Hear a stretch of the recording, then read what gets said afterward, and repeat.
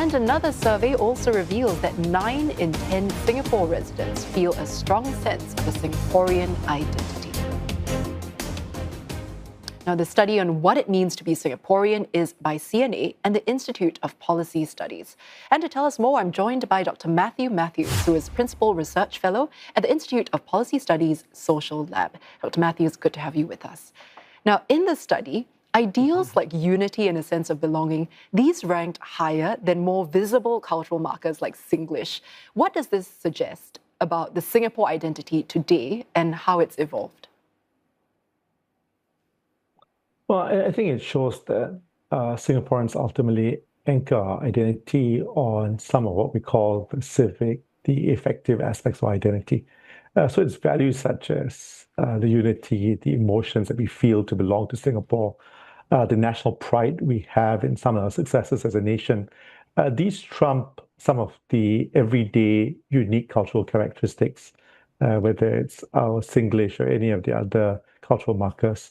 Now, I think that hierarchy of what is more important reflects really what has been happening over the decades of nation building, where really the emphasis has been on the values which are common to us and what we hold together. And those values have been constantly reiterated, and they mean a lot more than, for instance, the many different things that divide us, whether it's our cultures, our linguistic backgrounds. Now, the study also found no firm consensus if the government or citizens play a larger role when it comes to shaping national identity. What does it suggest then about the public expectations, especially as PM Wong is pushing for more consultative and participatory models of governance? Yeah, public expectations, they're really moving in a direction where you want a model where we as a nation, we're not just solely shaped by the people in power, in this case, the government, but we really co-produce our sense of identity. Singaporeans, still value the government providing the scaffolding, but from the survey, roughly half say citizens should take responsibility too. So that really aligns more with a consultative style, where you have a state which sets the frameworks, but you also have citizens who are contributing to how this identity is lived out on the everyday way, and of course, the acts that go with that.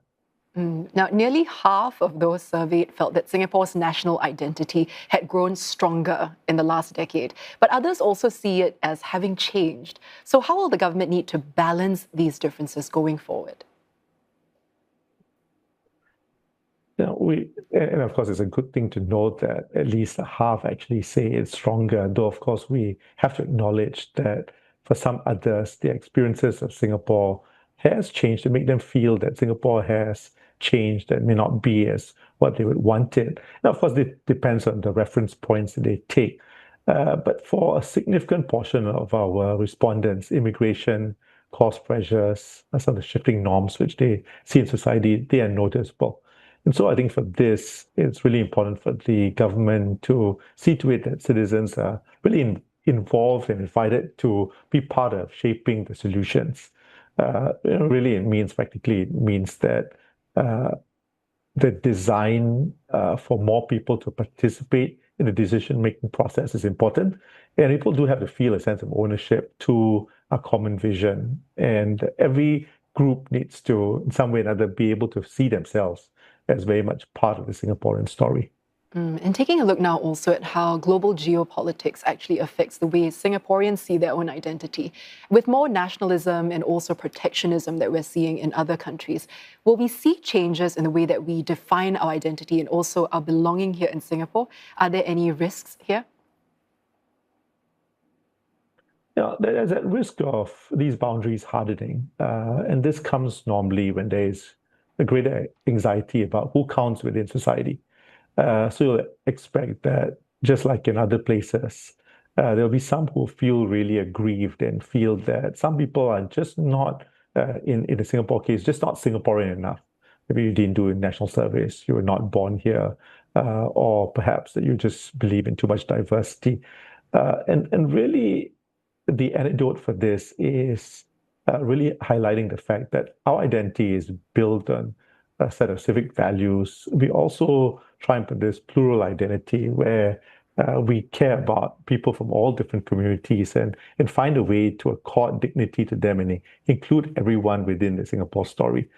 So ultimately, what we do have to work is that people don't feel that the changes around really dilute some of the common principles which all of us hold common. Now, very quickly before we go, Dr. Mathews, how then should Singapore's policymaking then adapt to keep this cohesion in place? I think a few things. One is we need to signal what is most important to us as a nation, and I think that narrative has to keep being talked about. I mean, there are things that unite us together, things that we feel are important, being Singaporean, those common values which we talk about. And then, of course, we need to find ways to build social capital so that we can then have those contacts and be able to work with people across different groups. And then, of course, that builds cohesion. And of course, then we need to ensure there's a fairness that everyone can feel, whether that's ensuring there are credible safeguards, consistent rules, ensuring that whether it's a newcomer or local, expectations are both ways. I think together we're able to keep trust high in Singapore and, of course, the community feeling tight. Right. Dr. Mathews, thank you so much for sharing your insights with us. That was Dr. Mathew Mathews, who is Principal Research Fellow at the Institute of Policy Studies Social Lab.